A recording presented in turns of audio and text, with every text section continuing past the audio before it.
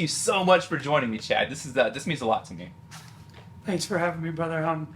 I know you say it means a lot to you, but it means just as much, if not more to me. So I appreciate you having me. Now, I mean everything I've said, and it's weird. We only, it's only been a year and a half. I guess closer to 2 years now, but it feels like so much more. And of course, we know we have so many mutual friends. I think, and at this point in our career, we're all connected. My first question is, please describe to me why life is great right now. Life is great right now because I have the opportunity and privilege to just serve and give back. I'm in the 86th Security Forces Squadron at Ramstein Air Base in Germany, where I have the opportunity and privilege to lead over 500 host nation German military and civilian defenders. It's by far one of the best assignments I've ever had in my career as far as squadron-wise. I've been stationed in Ramstein before, but obviously it's different being back there as a chief. So on a professional side, the best thing about life right now is just being a senior enlisted leader and being a leader around America's heroes, right? Just our defenders, they mean a lot to me. I take pride in being an airman's chief and particularly being a defender's chief. Secondly, on a personal level, everything that's great is just, I get to explore Europe with my best half, not my better half, but my best half, my husband Adam. He serves in his own right. He's intel in our United States Navy. Every chance we get, we take an opportunity to travel to a different country or a different location to just enjoy culture and just enjoy life together. I see all the pictures of you guys going to let's go have lunch in Belgium today, or whatever, yes. Or we need to go grocery shopping. Let's go to Hungary. We're hungry. Let's go to Hungary. But you're an amazing and influential person, someone who has had impact on so many people. And I love the Facebook posts. You're always giving people shout outs. You and your commander are always out presenting something positive to somebody. And then, you and your husband are always out just enjoying life, right? And it's great. Through past conversations, you shared a personal story regarding your father. Do you mind sharing that story today? Yeah, I don't mind. Just go ahead and let the readers know now, or listeners know now, I may get a little emotional talking about this, but basically in February of 2011, I was a young staff sergeant and kind of got the worst news of my life, and that was that my father had been killed in a homicide.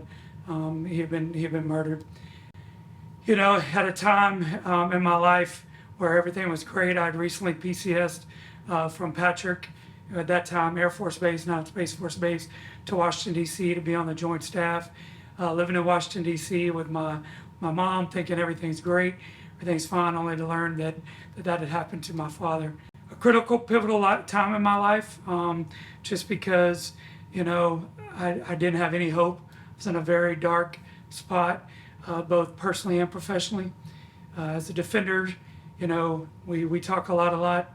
We talked a lot about mental health, and we still do to this day. But back then in 2011, we weren't where we are today when it comes to mental health. And unfortunately, I had my weapon stripped from me. So I was put on the DNA roster, which is Do Not Arm roster. It's now called the TAL roster, Temporarily Arming Withdrawal roster. My security clearance was suspended and things like that, and it really affected me and hurt me a lot losing that. But I owe it to particularly one particular supervisor. I won't give his name, that was supervising me at the time though, and realized that I was just in a very dark place. And honestly, when my weapon was taken from me, I lost my security clearance. I didn't lose it, but it was suspended. I kind of thought that my career was over, because as a defender, growing up, early in the ranks, if you got your weapon taken from you, it was always for something bad. And well, not always for something bad, but people would almost treat you as if it was always something bad. And it was a kind of an acronym that they would use as the SWAT team, but not like a good SWAT team, like you think about cops and SWAT going into a building, but the SWAT team was seeds, weeds, and trash. Just the people that their weapons were taken from them, they were doing duties that a regular cop couldn't do. But I say all that is because, God had a plan. My supervisor saw something in me, and it was that one time when I was forced to take a knee and forced to not only deal with the grief of losing my father, but also it uncovered so much other grief and hurt that I'd went through as a child. But that was a turning moment for me that I do share my story today.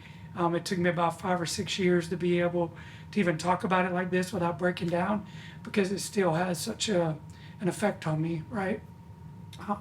But I use it today as a positive, because when I stand in front of my airmen, I have no problem crying. I have no problem showing my heart, showing my emotions, and sharing my story, because I believe that we have airmen, not just airmen, but people across our world that are going through things in their life. Some not as egregious, if you will, or as bad as what I went through, but just people are in dark spaces, and I think sometimes they just need to hear or see or listen to someone that has maybe been through it, not because we want people to show pity to us, but I believe that when people see that, hey, other people have been through this and they've made it out and they're still performing, they're still going places, that they gravitate towards that. And one of the things that I share as a chief, I share in my life, and I firmly believe this, is that no matter how difficult a certain chapter in your book may be in your life, that one chapter can change somebody else's entire life, right?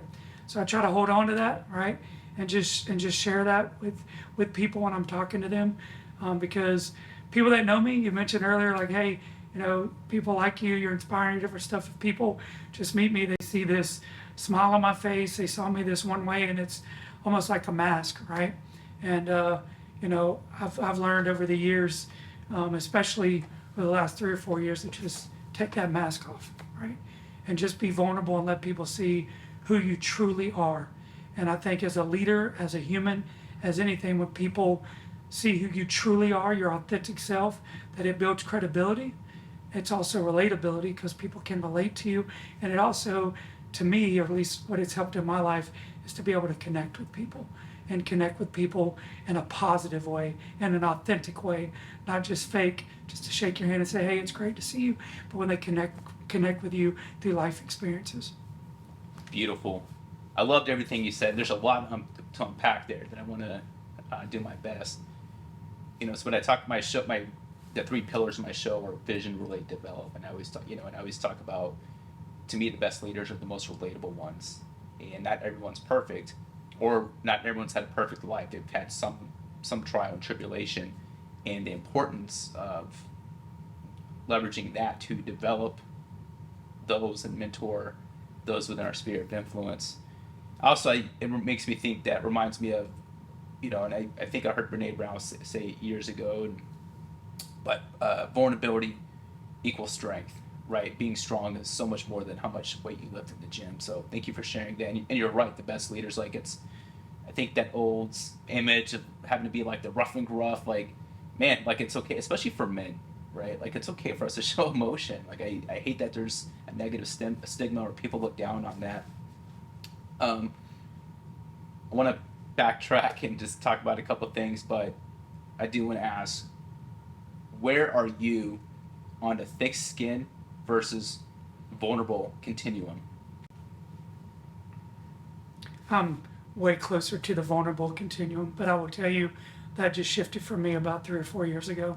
You had mentioned just a few minutes ago about men and compartmentalizing and not sharing emotions.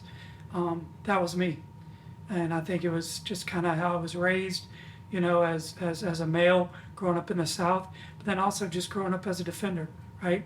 It was shut up and color, or suck it up, and just press on. And even still today, when I'm talking to young and old airmen alike, especially men, sometimes they have problems expressing themselves or sharing emotions. So for me, I would say I'm a balance in between the two, and it really depends on the setting that I'm in.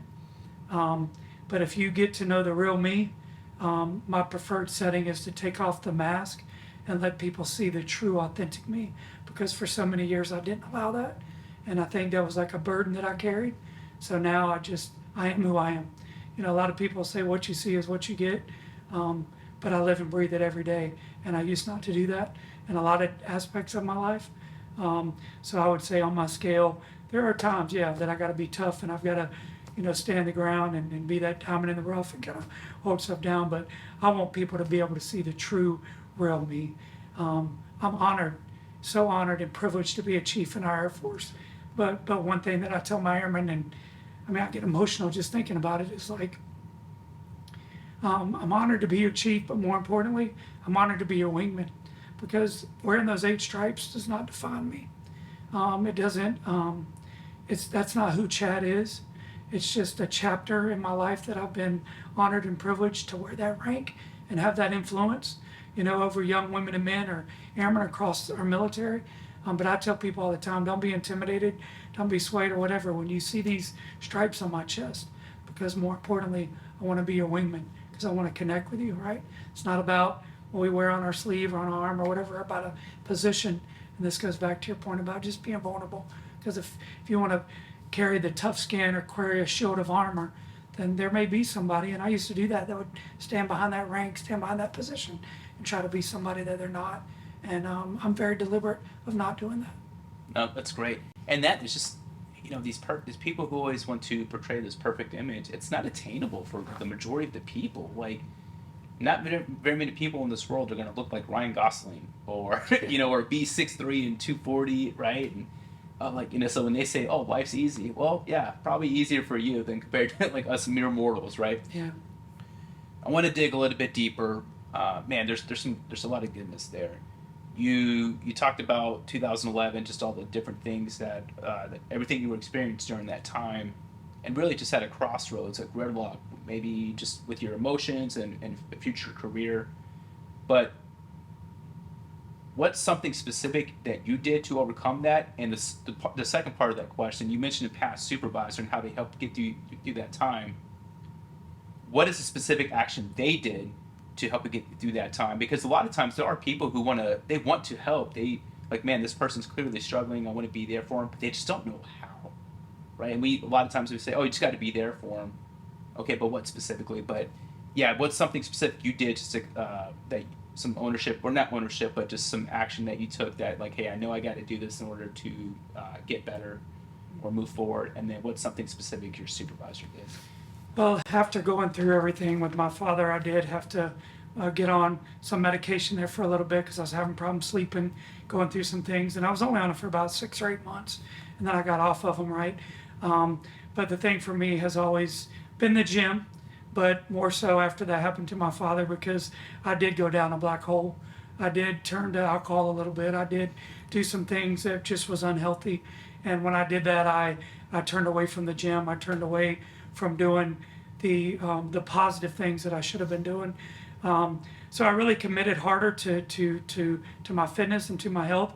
But it wasn't just about physical, it was also about mentally and spiritual for me, right? Because obviously just a very black place that I needed to get out of. And I think being in the gym, and even to this day, I'm in there 6 days a week. Not necessarily because I want to every day, even though I love it, but because I have to. And it's not about because I want a 6-pack of abs, which I don't have, or have good build or whatever else. It's not even about that for me. It's my release. And I honestly think that if I didn't have fitness as a part of my regime, or that I go through every day, that I may be on more medications or on other stuff, because it is kind of my release and what helps me kind of decompress.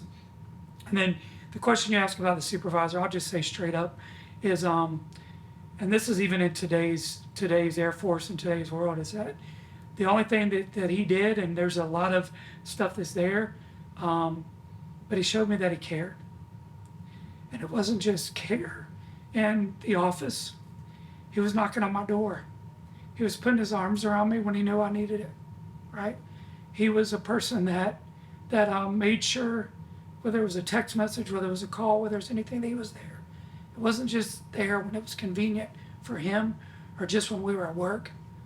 He was deliberate in coming to my house. He was deliberate in asking me to go places. He was there for my family, at the time. And I won't give his name because I don't know how he'd feel about it, but, he and I made chief together. And, he should have been a chief long before me, right? But, he will always have a special place in my heart, and still to this day, right? And even a few years later, just to tell you just what kind of man and person he is and his wife is. Like, I lost my mother. My mother passed away. And he was stationed at the time still in the DC area. And I was stationed down in Florida at Harborfield. And my mother passed away. But the day that I put my mother in the grave, the doors of the funeral home opened and him and his wife were there. And they drove overnight to be there, you know? So if any supervisors or people that are listening out there, it's like, you know, you can't teach people to care. I truly believe that. Like, it's in your heart. It's either you want to do it and you truly want to be there and care for somebody, or you're just going to go through the motions and make it feel like you do. And that's why, you know, people can say one thing, it can be a lip service, but it's what you do. It's through your actions. And I'm indebted to him. He'll always be my best friend. He'll always be the things for me. But like, I don't even know to this day if he knows, you know, the true impact and how it is. And I talk about him all the time. And I know he says he talks about me, but I just give he's security forces chief, right? But I mean, just honored and privileged that God put him in my life at the right time. And I tell people he was my guardian angel, because I may not be here if it wasn't for him. So actually, one question I specifically wanted to ask you, but I think you just answered it, was what was something specific that, you know, someone did in the moment, that, you know, a small action that when you're going through those dark times make you feel better. But that's the answer right there. That's a great story. But a separate question to follow up that is, how do you gain your energy back after something so monumental? Because whether it's something like this, or there's other instances that things can happen to people and it, you know, puts them in a dark space. But yeah, what's something you did to gain, how do you gain energy back after something so monumental? Well, there's a couple things. So my mother at the time, you know, she lived with me. She's really my grandmother. So she adopted me when I was 3 months old, and it was her son, my father, that had got killed. I've always been, I mean, you know, since I was adopted by her and everything, I was relied on to be the rock of the family, right? And I hit that crossroads, you know, where I could either say, hey, I'm going to take my life, commit suicide, or get out of it, or I'm going to be positive, hold my head up, and I'm going to keep charging on. Why? Because my mother needs me, my family needs me, my brothers need me. Also, I was still in the Air Force, right? I knew that I had a job to do. I was a new tech sergeant right after my father got killed. I think I just used, and people that know me, they know I'm a people person. So I used people, good people camped around me to really recharge me and energize me and really, you know, bring value to my life, right? And I think that that's another nugget that I would give. Is like, you know, you've heard the whole saying about, you know, you are the company that you keep and things like that. Like, I'm a firm believer that you got to have those people camped around you that want to see you better, because there's people out there that don't, right? And that's also the reason why I became a first sergeant, is because when I was going through all that stuff with my dad, and then I humanitarian from the Pentagon, so I was posted to PCS to California, and then I moved to Andrews, and people just camped around me, you know, and they held me up. It took them 2 years to sentence the guy that killed my dad, you know, and for 2 years I went through that, and then having to stand in the courtroom on behalf of my entire family and read the impact statement, right, for my family, you know. And I'll still tell you to this day, like, I still struggle, I still go through painful times, I'll still break, I'll still cry, still go through things, but that's okay, because I believe that's part of growth. I think that's part of being a human being, right? It's just allowing your emotions to just come out there and be free. But today's energy, and I'm not saying this as drinking the blue Kool-Aid or doing anything else that's around, though, is I got less time in service than what I've already served, right? And that's not lost on me. And as I told you earlier about being a chief, you know, I've made it to being a chief, so now I just want to do everything I can to give back and to make somebody else better. I know people say, hey, about mentoring people, or, you know, to our future leaders are going to be future chiefs and future whatever, and that's exactly right. But for me, I just want to make people better human beings, right? Whatever that may be, right?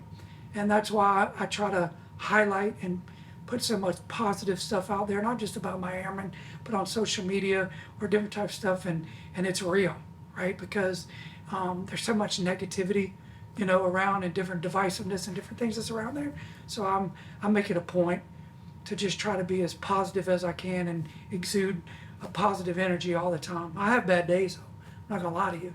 There's days that I fall short, many days. But I try to recalibrate myself and go back to my why and the reason why I'm here. And like I said, that my page in my book or my chapter can inspire or change somebody else's. So it's kind of just how I go in life.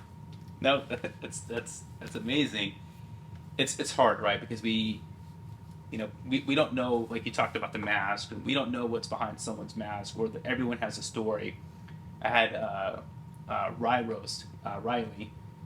She has a pretty good following on some other social media platforms, but she talked about everyone has a story. We just see people walking down the street. We don't know what they're thinking, experiencing, and all that. But I just want to continue digging on this because you just have like these gems, and this is something that is helping other people. Looking back, was there a childhood coping method you unknowingly developed only to realize later that it wasn't normal but critical to adulthood success? Oh, And the answer is not D, all the above. yeah. I mean, I grew up in a very Southern family, right? And I mean, hard values, religious, hard working, work ethics. Work hard, do everything. But growing up as a young guy, and I think people even still do this today. People raise their children, and I remember as a child growing up, saying, little boys don't cry. Right when I'd be trying to have some emotion where I'd fail and hurt myself on a bike, and my father, my grandfather would be like, hey, suck it up, stop being a, and little boys don't cry, right? And you kind of get that kind of meshed in your head, right? And you're like, damn, is this not normal? Like, how do I do this, right? And then, like I said, just fast forward, just having to be this kind of hard person. Like I can count on one hand the times that I cried through my teenage years, and most of it was from a death in my family or when I was with my mom, because it's like I was a mama's boy and I'd be sensitive with her and I could kind of release it for a second, but then as soon as I walked out I would be back to that hard shell, right? So I would just say that, like, I think for me, like through my childhood, I didn't express my emotions a lot, but then as I learned how to express my emotions later on, I think it comes down to knowing when to do it and when not to do it. And I think that's something that I wish I'd have probably learned more of, as a child, about when to express your emotions and when to not. That carries into adulthood.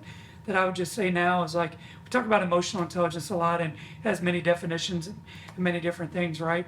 But where I talk to you about me being vulnerable and about me crying and about just kind of letting my emotions be, also know that there's a time and a place, right? And the reality is some folks have been through some very tragic things in their life that they can't control their emotions, and I used to be one of those people, right?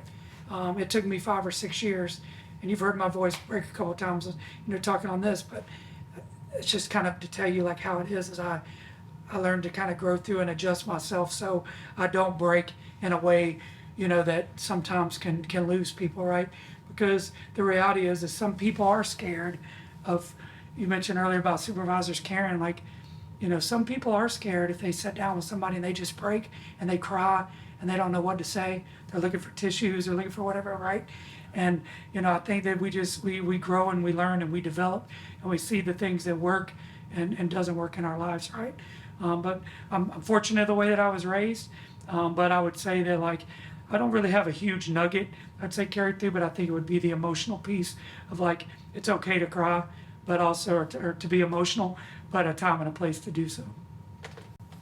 No, it's. I had a friend that passed away from cancer a couple months ago, a very dear friend of mine, and we served on 2 deployments together. There's just a bond that you build when you're deployed with someone. Mm-hmm. And he was diagnosed with cancer 6 years ago. He was given 6 months to live, but he lived for 6 years. So I mean, just incredible, right? Super resilient. But I got off work, I think like on a Tuesday, and I checked my phone and I saw that he had passed away. And I'm in the parking lot at work, and it's the busy parking lot, right, where the majority of people park. But I was just crying in my car, just I couldn't control, right? Because it was just, I loved him so much. But we did a podcast 5 years ago, and he had just found out that he got diagnosed, or he at that point he had been diagnosed for like a year. But he was like, hey, I want to be on your podcast because I want my words to live on and stuff. And but anyway, when you shared that, it's made me think of that. All right, so all this happened in 2000 or 2011, was it? So in the last 10 years, what new belief, behavior, or habit has most improved your life? And if that's too far to go back, we'll say 5 years, because as a tech sergeant dealing with things versus, I'm guessing you were a master sergeant in 2018 at the very least. Yes. Yeah, but whatever's easier, or what if it's like, something that's most improved your life, habit-wise or ritual. I think it's two things: is being more deliberate on taking care of me, because we talk about all the time about being a full up round, being able to get after the mission or get after life. It's just being deliberate of taking a knee when I need to take a knee, because I didn't do that for so many years. And one of the things in my leadership philosophy, there's an R in there, and the R stands for respect. And when I talk about respect, people usually assume that I'm going to go down the diversity, equity, inclusion, and accessibility route, and I don't go down that route. I say R in my philosophy that I'm talking about, and I say R is for respect.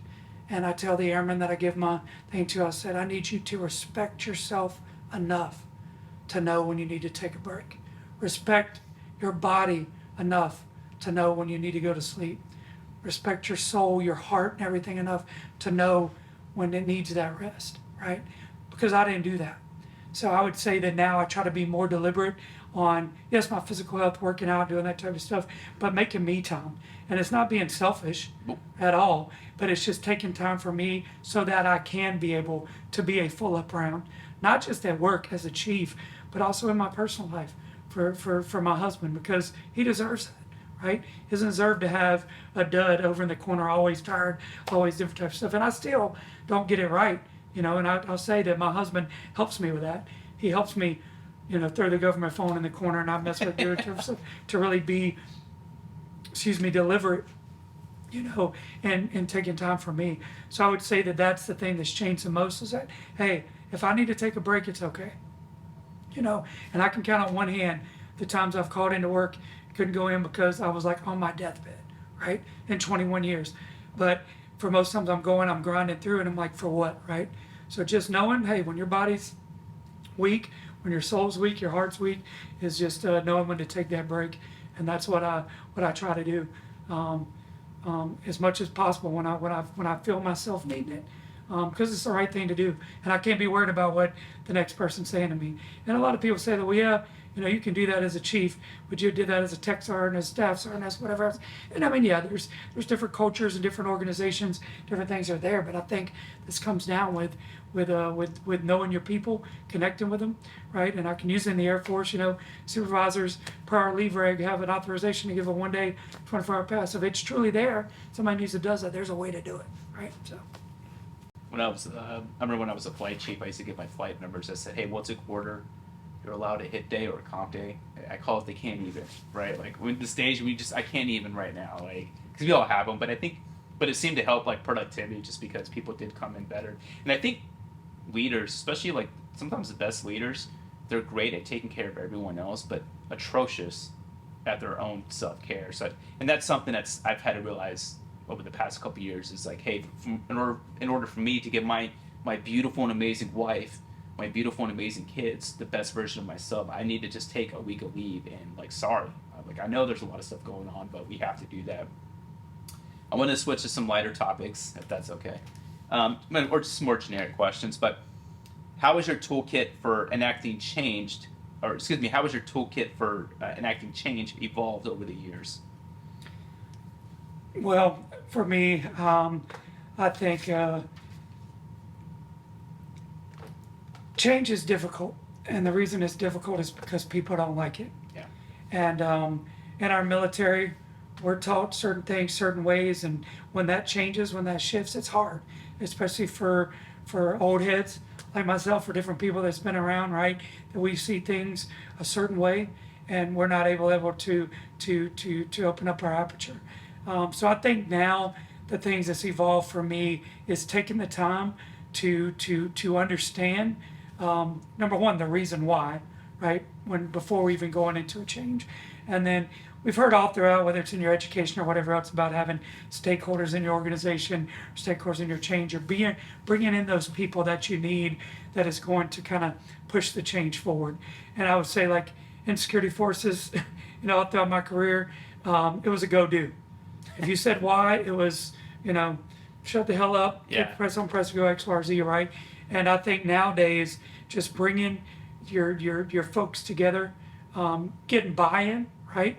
Letting them, know, not just feel, but know that they are part of the process of where we're trying to get to, and taking the opportunity to hear them out. Because even if the change is going to be something that maybe individuals don't care for, or maybe they don't like, at least when you give them an opportunity to express themselves, express their feelings on the topic, do everything. One thing they can't say is that you don't value them, right? But when you totally exclude them out of any conversation or out of anything and make decisions without them, that excludes them, right? And at the end of the day, people want to feel valued. And they may not be the person that solved the change or helped go through the change, or maybe not go through it, but at least they feel valued through it. So I think today, when I think about change in our Air Force, whether it's a regulation change or just something in my home unit, I start with my senior NCOs, and then I go all the way down, tech sergeants down to airmen, and then I go out after stuff and really talk to people eyeball to eyeball as individuals, to just get a pulse and to just get an understanding. So I could say that did not happen 10, 15 years ago, in security forces, because policies, things were changing too. But I would say now, the career field and our Air Force is just very deliberate about getting folks in, getting stakeholders, getting people in, making them feel valued, and letting them be part of the equation as they're driving change. Please tell us a story about a recent friendship you've made in the last 2 to 3 years, and how that friendship came about.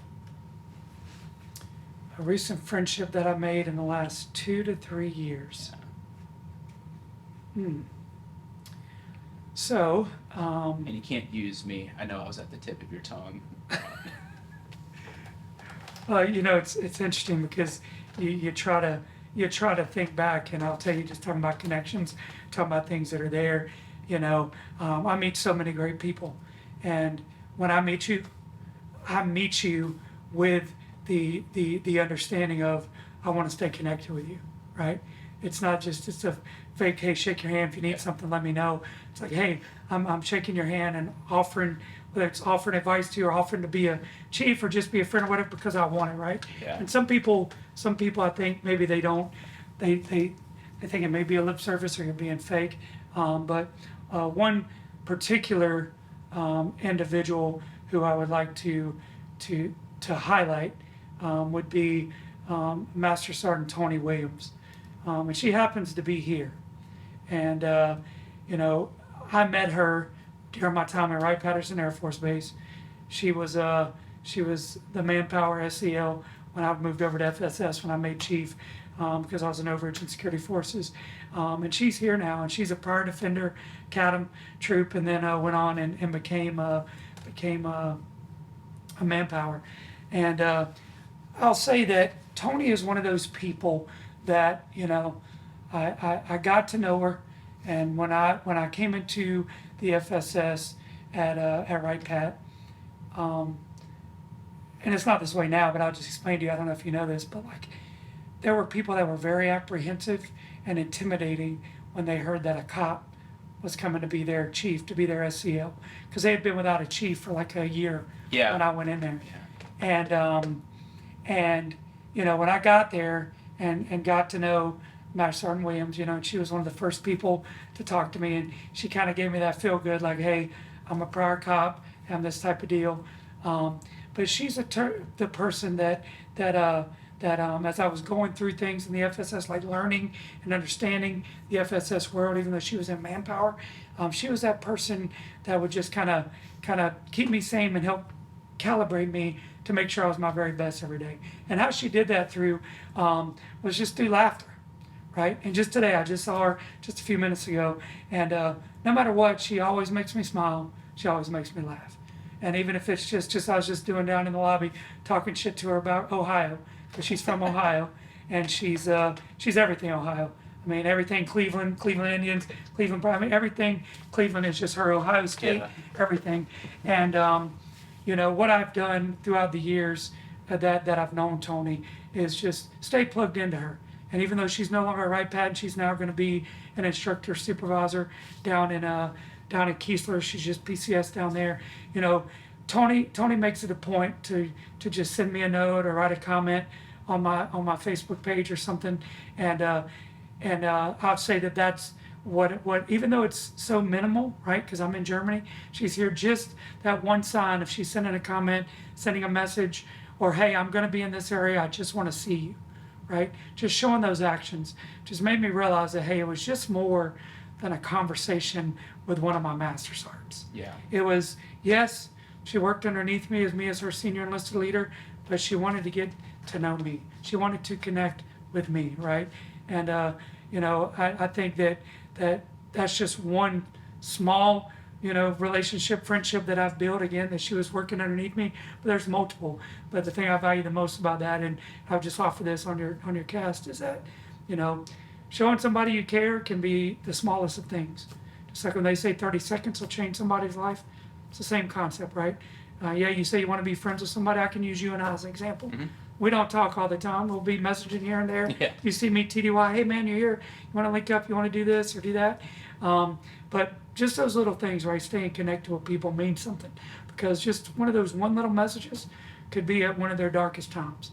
Could be at a time that all they need to know is that, hey, somebody's thinking about me.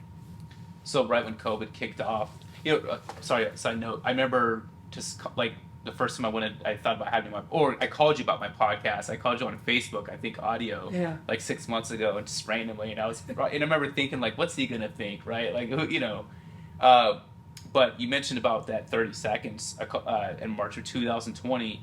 I was a squadron SEL at that point, and this is like the second week of COVID, right? And everyone's panicking, you know, teleworking and all that, but I pulled a recall roster, and I called every single person in my unit. And it was a 200-person unit, and I would have conversations with them. It took me 3 days, right? Because I didn't want to just do a checklist. I would actually, hey, you know, what's going on with your kids? Or if they were single, like, hey, do you need toilet paper, right? Just simple things.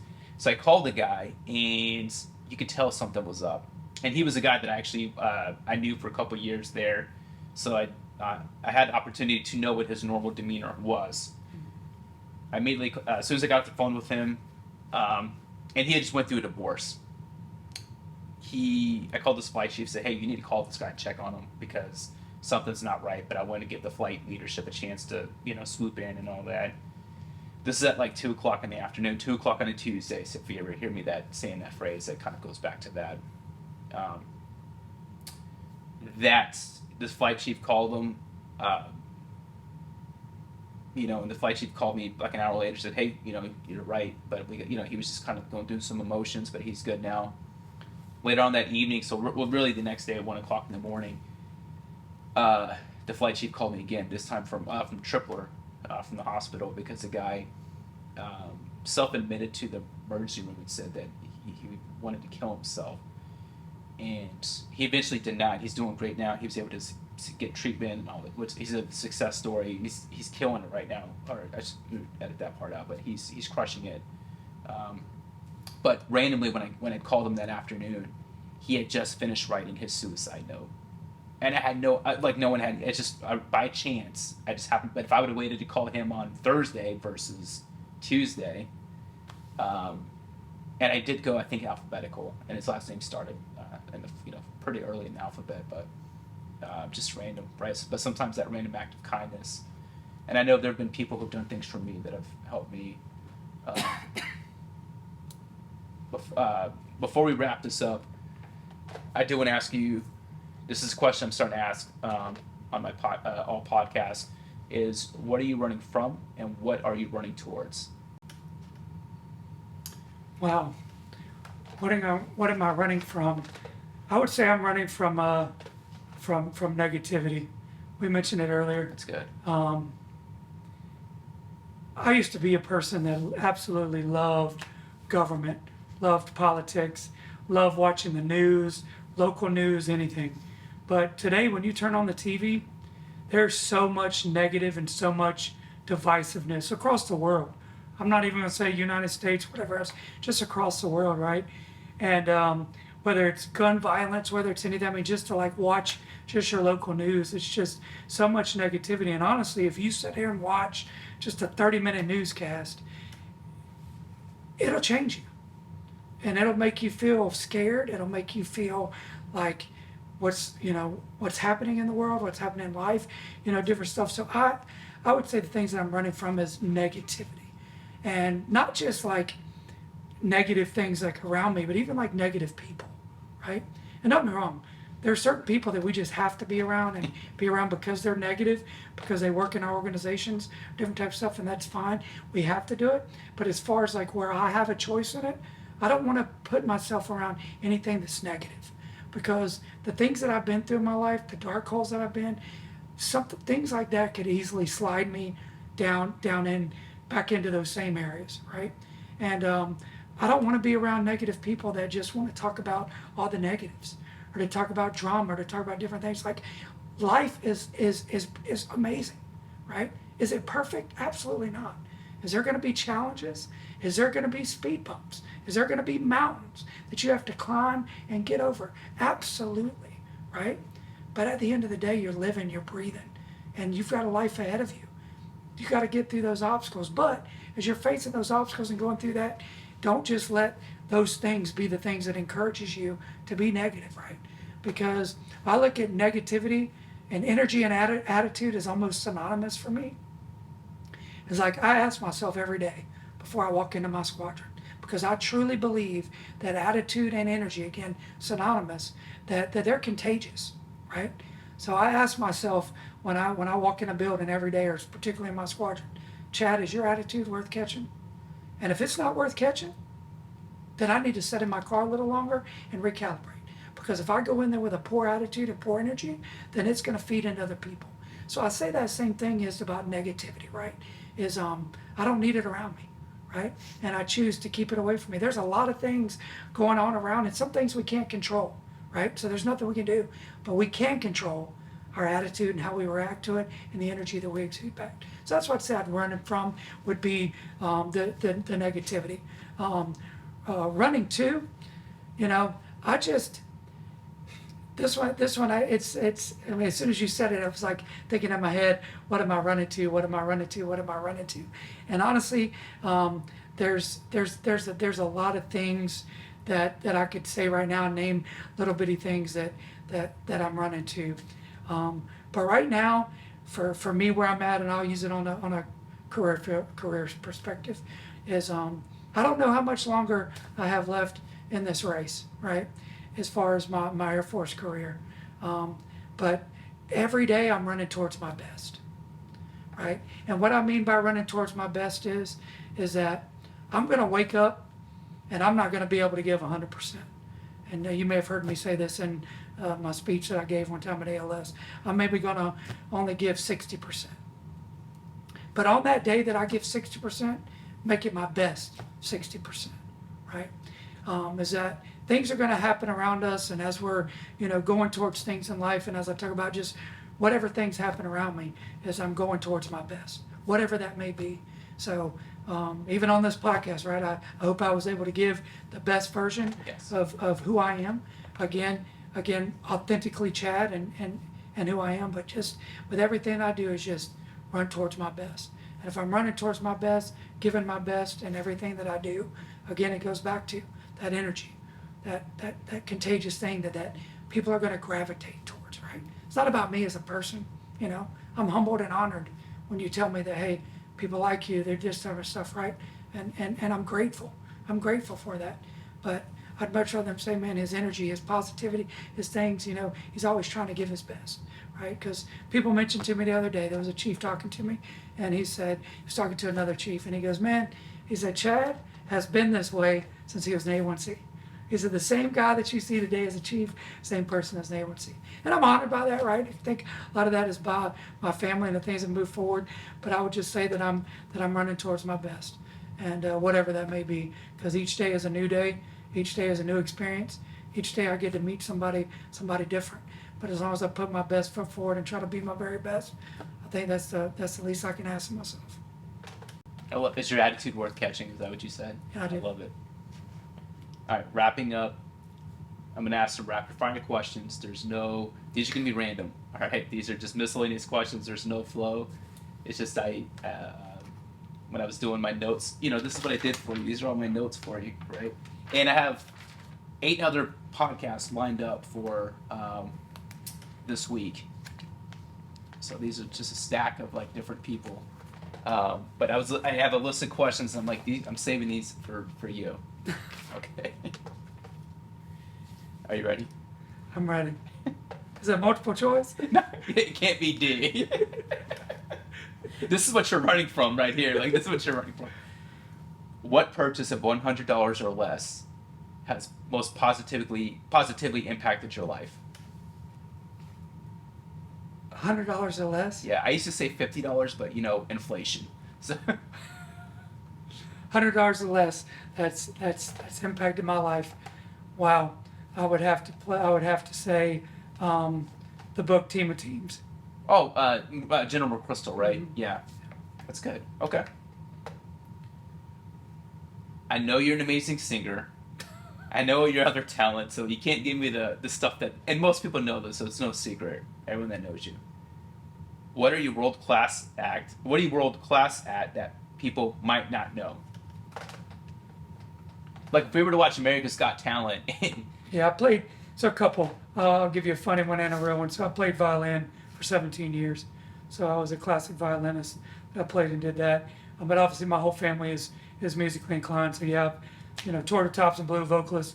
But also I would say one thing that I'm classic at, I was hoping I was able to do it last night. People that know me can see it at Ramstein recently. I did it. I don't hold back from it. I'm classic at doing the wobble. So anytime I'm get to get on the dance floor, do the wobble. One thing, and I'll say I was armed up and on duty over the 4th of July at Ramstein, and I got out there on the thing, full gear, full get up. It's on the Ramstein page. Okay, there's a video. I need to go check this out. Oh, that's great. This your husband? I was like, hey, it's not your husband. No, it's someone else. Oh no, he knows. I do it everywhere we go.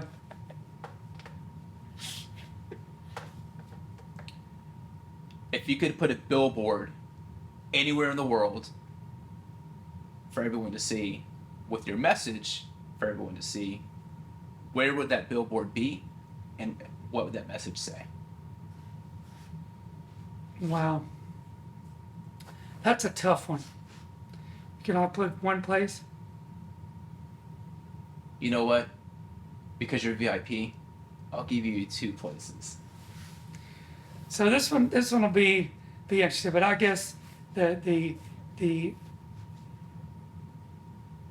2 places that I would choose to put it at is this will probably make you laugh, but I think that it's important to do and so influential. Is I think the first one that I would put it would be a billboard as you're going into Walt Disney World. And I say into Walt Disney World because I'm from Florida. I'm from Central Florida. And the most visited place, in the whole state of Florida is Orlando. And primarily because of Mickey Mouse and because of Walt Disney World. And yeah, they're going there with their children and people from all over the world and people that are there. And yeah, maybe some of the kids couldn't read it, but I think that there's enough there from adolescents, teenagers, all the way through adults, and things that just kind of go through. And the message would be never forget where you came from. Love it. I wonder where it ranks in the U.S. in terms of most visited places, because it's got to be top 10. I mean, there's millions of people each year from around the world actually that go to Walt Disney. Yeah, and I won't go with number 2. I'll go with Disney because I just think there's so many people that go there. And I say that because I'm from there. Yeah. I mean, millions upon millions upon millions Yeah. of people visit there. And I just think it's huge because of the amount of people that go there. And I just think if people can look up and realize that, because so many times people get into things and they forget to look back of how far they came and what they've been through and where they've made it to, right? And sometimes we need to humble ourselves and back up and never forget why we started and never forget where we came from. Last 2 questions. When you think of a movie image that depicts leadership, who or what comes to mind? A movie image or a movie or an image or A movie image that depicts leadership. You know, it could be a scene or actor or an actress, but or just anything. But like, who or what comes to mind? oh wow, this one's kind of tough. I go back to the movie Lincoln, you know, and I think so just because I mean President Lincoln. I mean people that just doesn't dig it, and there's so many scenes so I don't even want to kind of go through, but there's so many things. The man was a man of few words, but his impact that he made across our nation, across the world was huge, right? And I'll leave it as that. I mean, I just think that when I think about leadership and just movies that just pop in my head, that's one man that if I had an opportunity to meet and pick his brain, it would be him. Because, again, a man of few words, but his impacts were just monumental. Right? Yeah, no, agreed. No, agreed. Last question. What does the hero of your story want? Say that again. What does the hero of your story want? The hero of my story want. Yeah.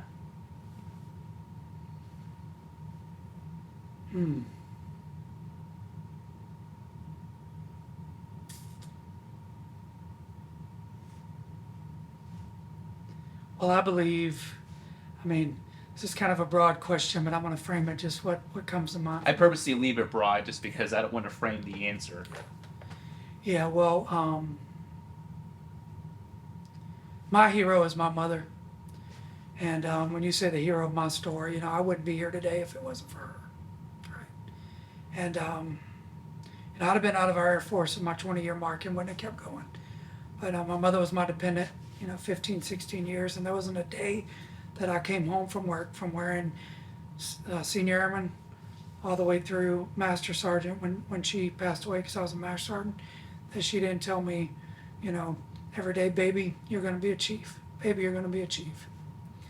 And, you know, I'm indebted to that woman, right? And I believe that she is my hero. She's my guardian angel.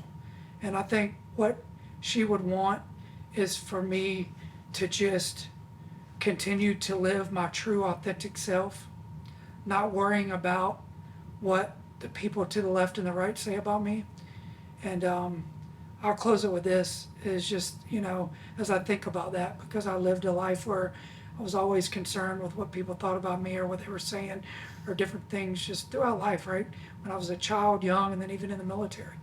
And I stick to a Dr. Seuss quote that, you know, she would express to me, and I think that that's what she would want me to carry on and can continue on. And the quote is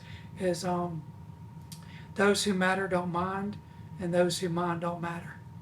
You know, and you know as you think about that and think about life, I know she just wants me to live my true authentic self.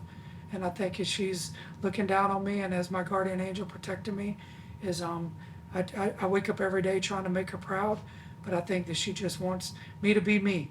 Let people see the true Chad that she knew before anybody else did. Because remember I told you, she was the person that I could be in a room with, cry with, and let her see the true me, right? And I think that the thing that she would want is just to me to be me and continue to let people see me, you know, for who I really am. And if they like you, they like you. If they don't, they don't. That's it. Chad, thank you so much just for opening up and just passing on your wisdom and just sharing your message. I have nothing but just admiration, just respect for you, my guy. You're an incredible person, a human being. And again, I'm honored that you came on my podcast. Like, to me, like, you're a big deal. Like, you're a celebrity. So, yeah, thanks, Chad. Well, I appreciate it. I think celebrity's far-fetching, but I'm really, you know, the honor and privilege is all mine, Martin. I mean, the fact that you had me on here, and I know we've been trying to work this out. One thing, the last thing that I'll say is that what you're doing is a big deal, and it's not about that you had me on here and how many people is going to hear it, whether it's two or whether it's me, and that's irrelevant.